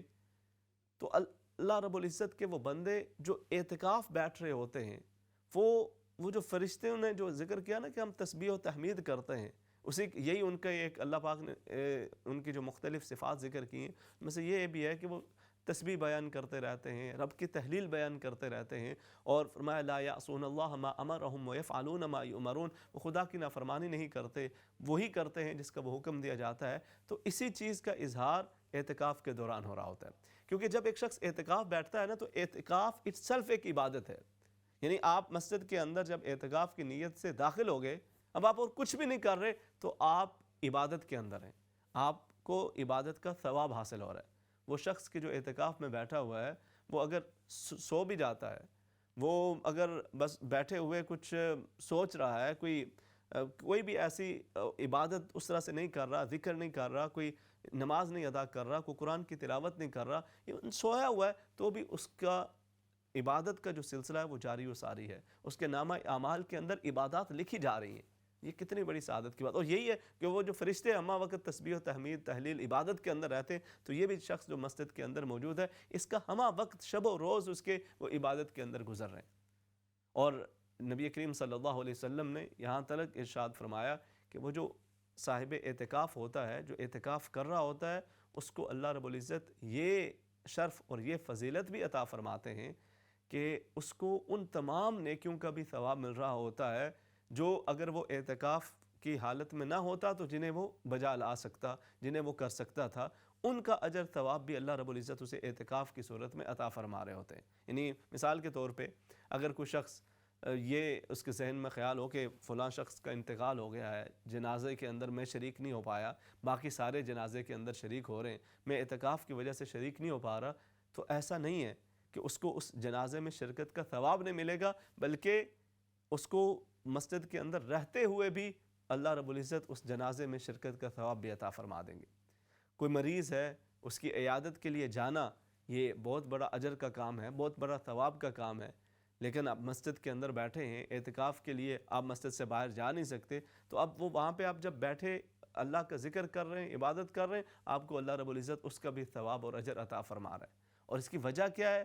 کیونکہ تاکہ جو صاحب اعتکاف ہے، جو معتکف ہے، اس کے دل میں کوئی حسرت نہ رہے کہ مجھے موقع نہیں ملا، میرے پاس وہ عبادات اور وہ نیکیاں کرنے کا موقع نہیں مجھے حاصل ہو سکا، مجھے اس کی اجازت نہیں تھی، میں ان سے محروم رہ گیا، تو اللہ رب العزت اس کو اس محرومی سے محفوظ رکھتا ہے کہ اے میرے بندے، تو نے ساری دنیا کو چھوڑ کر میرے گھر کے اندر آ کر مجھ سے لو لگا لی ہے، میں ان تمام اعمال کا بھی تجھے ثواب عطا فرماؤں گا جو دوسرے باہر کر رہے ہیں اور تو اعتکاف کی وجہ سے انہیں نہیں ادا کر پا رہا۔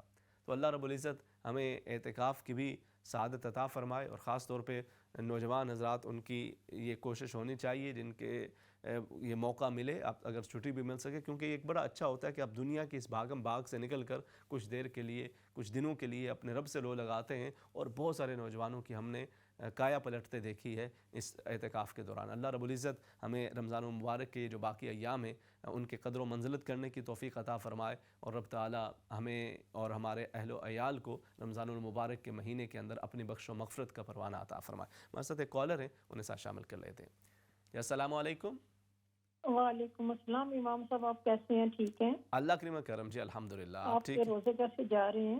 الحمدللہ جی، یہیں پہ سامنے سب کے۔ آپ سنائیں، رمضان شریف اچھا گزر رہا ہے؟ ماشاءاللہ بہترین جا رہے ہیں، بہترین، کچھ پتہ ہی نہیں چلتا روزہ رکھا ہوا کہ نہیں۔ ماشاءاللہ تو آپ سے ایک سوال یہ پوچھنا تھا کہ رمضان کے آخری دنوں میں جی بہترین ذکر کون سا ہے؟ ٹھیک ہے، میں انشاءاللہ عرض کر دیتا ہوں۔ جو اور کوئی آپ کا سوال؟ جی اور تو کوئی سوال نہیں ہے، بس ہم سب کے لیے دعا کر دیں، میرے لیے، میرے بچوں کے لیے، سب کے لیے، جو بیمار ہیں سب کے لیے دعا کر دیں۔ میں انشاءاللہ دعا کروں جی، اللہ کریم آپ سب کو صحت، تندرستی، سلامتی، شفا عطا فرمائے، بچوں کے معاملات کے اندر اللہ کریم آسانیاں فرمائے، اور جو بھی آپ کی نیک دلی حاجات ہیں اللہ پاک انہیں پورا فرمائے۔ بالکل، ذکر ظاہر ہے اس کے مختلف پہلو ہیں، اور مختلف انسان جب اجر و ثواب پڑھتا ہے نا مختلف اذکار کے، تو اسے سمجھ نہیں آ رہی ہوتی کہ وہ کون سا ذکر کرے بسا ہوگا۔ جیسے نبی کریم صلی اللہ علیہ وسلم نے ارشاد فرمایا کہ افضل الذکر لا الہ الا اللہ، تمام اذکار میں سے بہترین ذکر وہ لا الہ الا اللہ ہے۔ پھر اسی طرح سے نبی کریم صلی اللہ علیہ وسلم نے فرمایا کہ کلمتان خفیفتان، کہ دو جو کلمے بڑے ہلکے سے ہیں لیکن خفیفتان علی اللسان ثقیلتان علی المیزان، زبان سے تو بڑی آسانی کے ساتھ ادا ہو جاتے ہیں لیکن اللہ کے ہاں ان کا بہت بڑا وزن ہے، اور جو میزان ہے اس کے اوپر ان کا بڑا وزن ہے. سبحان اللہ و بحمدہ سبحان اللہ العظیم. اب انسان اسی طرح سے پھر جو دیگر اذکار ہیں نماز کے بعد جو تسبیحات فاطمیہ ہیں اس کے جو فضائل ہیں ان کا نبی کریم صلی اللہ علیہ وسلم نے ذکر فرمایا ہے. اسی طرح سے پھر درود شریف کے حوالے سے وہ جو ایک صحابی حاضر ہوئے عرض کیا کہ یا رسول اللہ صلی اللہ علیہ وسلم میں جب بھی میرے پاس وقت جو واقعی بچتا ہے اس کا ایک حصہ میں آپ پہ درود بھیجتا ہوں اور باقی دیگر اذکار اور دیگر معاملات میں باقی اس کے اندر کر رہا ہوتا ہوں. تو نبی کریم صلی اللہ علیہ وسلم نے فرمایا کہ بہت اچھی بات ہے لیکن اگر آپ اس میں اضافہ کر لیں تو اور بھی بہتر ہے اور بھی اچھا ہے. تو صحابی نے عرض کیا کہ یا رسول اللہ صلی اللہ علیہ وسلم پھر میں 2 حصے آپ پہ درود بھیجا کروں گا اور جو باقی کا وقت ہے وہ دیگر اذکار ادا کر لیا کروں گا. تو نبی کریم صلی اللہ علیہ وسلم نے فرمایا یہ اچھا ہے مگر اگر آپ اس میں بھی اضافہ کر لیں تو اور بہتر ہے. تو انہوں نے عرض کیا یا رسول اللہ صلی اللہ علیہ وسلم 3 حصے میں آپ پہ درود و سلام پیش کیا کروں گا اور باقی جو وقت ہے وہ دیگر اذکار اور دیگر معاملات کے لیے. تو نبی کریم صلی اللہ علیہ وسلم نے فرمایا بہت اچھا ہے مگر اس میں بھی اضافہ کر لو تو آپ کے لیے بہتر ہے. صحابی نے عرض کیا کہ یا رسول اللہ صلی اللہ علیہ وسلم پھر تو میں باقی وہ بھی وقت میرے پاس بچتا ہے میں آپ پہ درود و سلام پیش کرتا رہوں گا. تو نبی کریم صلی اللہ علیہ وسلم نے فرمایا اذن تعطى بلا سوال پھر تو تمہیں بغیر مانگے رب تعالیٰ عطا فرماتا رہے گا. جو تمہاری دل کی آرزویں ہیں جو تمہارے دعائیں اور دل کے ارادے ہیں رب تعالیٰ انہیں پورا فرماتا جائے گا. تو اب یہ مختلف اذکار ہیں ہر ایک ذکر کی اپنی فضیلت ہے ہر ایک ذکر کی اپنے اپنے فضائل ہیں. تو انسان سوچتا ہے کہ وہ کس کا زیادہ اہتمام کرے. اچھا دیکھیں ظاہر ہے ایک تو کچھ وہ اوقات ہیں نا کہ جن کے حوالے سے نبی کریم صلی اللہ علیہ وسلم نے خاص ذکر فرمایا ہے کہ مثال کے طور پہ نماز کے بعد آپ سبحان اللہ الحمدللہ لا الہ الا اللہ اللہ اکبر اور اسی طرح سے استغفر اللہ آپ یہ وہ معمولات جو نبی کریم صلی اللہ علیہ وسلم کے آپ اس کا اہتمام کرتے ہیں. پھر اسی طرح سے کچھ وہ صبح و شام کے اذکار مسنونہ ہیں اذکار ماثورہ ہیں آپ اس کا اہتمام کرتے ہیں وہ جو نبی کریم صلی اللہ علیہ وسلم کی احادیث مبارکہ کے اندر موجود ہیں. اس کے علاوہ پھر جو ایک بہترین ذکر ہے نا خاص طور پہ ان آخری دنوں کے اندر جس کے اندر یہ تقریباً تمام اذکار جمع ہو جاتے ہیں وہ بہترین ذکر وہ ایک تو قرآن حکیم ہے ظاہر قرآن حکیم بہترین ذکر ہے اور پھر جو اللہ کی رضا کی خاطر جب انسان نفل ادا کر رہا ہو یعنی اپنے اذکار اگر نوافل کے حوالے سے بات ہم کریں تو 2 رکعت نماز نفل وہ ادا کرے رمضان المبارک کے ان آخری ان ایام کے اندر ان راتوں کے اندر دن میں شام میں جو بھی نوافل ہیں ان کے اندر وہ قرآن حکیم کی تلاوت کرے تو یہ تمام ذکروں میں سے افضل ترین ذکر ہے. اس کی وجہ کیا ہے کہ کیونکہ جب آپ نفل کے اندر ایک تو قرآن وہ تمام اذکار میں سے افضل ترین اور پھر جب آپ نماز ادا کرتے ہیں تو اس کے اندر یہ تمام اذکار جو مختلف احادیث مبارکہ کے اندر موجود ہیں یہ تمام کے تمام اذکار آپ نماز کے اندر ادا کر رہے ہیں. آپ تسبیح بھی کر رہے ہیں سبحان اللہ بھی کر رہے ہیں اور اسی طرح سے آپ استغفار بھی کر رہے ہیں. استغفار اس کی اپنی فضیلت ہے. نبی کریم صلی اللہ علیہ وسلم نے استغفار فرمایا انی لا استغفر اللہ کل یوم 70 مرہ کہ میں اللہ کے حضور ہر روز 70 مرتبہ استغفار کر رہا ہوتا ہوں. اسی طرح سے اللہ رب العزت نے فرمایا کہ استغفروا ربکم ثم توبوا الیہ یرسل السماء علیکم مدرارا کہ تم توبہ کرو استغفار کرو رب تعالیٰ کی رحمتیں تمہاری طرف متوجہ ہوں گی آسمان سے موسلادھار بارشیں نازل ہوں گی تمہارے مال اولاد رزق کے اندر برکتیں وسعتیں ہوں گی. تو یہ تمام جو اذکار ہیں یہ نماز کے اندر جمع ہو رہے ہیں. اس کے اندر آپ جہاں پہ اللہ کی تسبیح بیان کر رہے ہیں اس کی تحمید بیان کر رہے ہیں الحمدللہ کہہ رہے ہیں آپ سبحان اللہ سبحان ربی العظیم کہہ رہے ہیں اور وہیں پر آپ درود و سلام نبی کریم صلی اللہ علیہ وسلم کے اوپر بھیج رہے ہیں اللہم صلی علی محمد اور اسی طرح سے اللہم بارک علی محمد وعلی آل محمد وہ درود بھیج رہے ہیں. پھر اس کے ساتھ ساتھ آپ استغفار بھی کر رہے ہیں رب اجعلنی مقیم الصلاۃ ومن ذریتی ربنا وتقبل دعا ربنا اغفر لی ولوالدی وللمؤمنین یوم یقوم الحساب. تو تمام چیزیں اس کے اندر جمع ہو رہی ہیں. تو اس لیے بہترین یہ ہے کہ آپ جتنا بھی آپ کو قرآن شریف یاد ہے باقی تو آپ ظاہر اگر جماعت کے ساتھ پڑھتے ہیں دیگر پڑھ رہے ہیں کچھ ایسے وقت کے اندر نفل کے اندر جتنا بھی آپ کو قرآن یاد ہے وہ آپ پڑھیں اور اللہ کے حضور دعا کریں. یہ ایک بہترین اذکار میں سے انشاءاللہ یہ ذکر ہوگا. اللہ کریم آپ سب کو سلامت رکھے اور برکتیں عطا فرمائے. آئیے مل کے انشاءاللہ دعا بھی کر لیتے ہیں اور پھر انشاءاللہ دوبارہ اس سلسلے کو مزید آگے بڑھائیں گے. بسم اللہ الرحمن الرحیم. اللهم صل على سيدنا ومولانا محمد صلاة تحل بها العقد وتفك بها الكرب صلاة تكون لك رضا ولحقه أداء وعلى آله وصحبه وبارك وسلم وصل عليه. الہ العالمین میرے پاک پروردگار تیرے یہ بندے تیری بندیاں خالصتاً تیری رضا کی خاطر اس ماہ رمضان المبارک کے اندر جتنے بھی اعمال صالحہ کر رہے ہیں، الہ العالمین سب کے چھوٹے بڑے نیکی کے کاموں کو اپنی جناب کے اندر قبول و منظور فرمانا۔ الہ العالمین انسان ہونے کے ناطے ہم سے جو بھی کمی کوتاہی ہو گئی ہے الہ العالمین مسلسل ہوتی چلی جا رہی ہے، پاک پروردگار ہماری ان تمام لغزشوں کو، ہماری ان تمام خطاؤں کو اپنے حبیب کریم صلی اللہ علیہ وسلم کے صدقے الہ العالمین معاف فرمانا۔ اے پاک پروردگار، اے الہ العالمین تجھے تیرے شان کریمی کا صدقہ، الہ العالمین جتنے بھی ہمارے مرحومین ہیں جو اس دنیا سے جا چکے ہیں، کئی احباب ان کے پچھلے رمضان کے اندر عزیز و اقارب ان کے ساتھ تھے، اب کے نہیں ہیں، الہ العالمین تو بڑا مہربان ہے، الہ العالمین ان کی قبر و حشر کی منزلوں کو آسان فرمانا۔ اے پاک پروردگار اگر وہ کسی عذاب کے اندر کسی سختی کے اندر مبتلا ہیں، پاک پروردگار تو بڑا رحمان ہے، بڑا رحیم ہے، الہ العالمین ان کی بخش و مغفرت فرما دے، ان کی قبر کے اوپر اپنی رحمتوں کا نزول فرما دے، الہ العالمین انہیں ہر طرح کے عذاب سے نجات عطا فرما دے، میرے مالک ان کی قبر کو جنت کے باغوں میں سے باغ بنا دے۔ اے الہ العالمین، اے میرے پاک پروردگار جو بیمار ہیں انہیں شفاء کاملہ عطا فرما دے، الہ العالمین تو شافی الامراض ہے۔ اللہم یا قاضی الحاجات، اللہم یا کافی المہمات، اللہم یا رافع الدرجات، اللہم یا دافع البلیات، اللہم یا شافی الامراض، اللہم یا مسبب الاسباب، اللہم یا منزل البرکات۔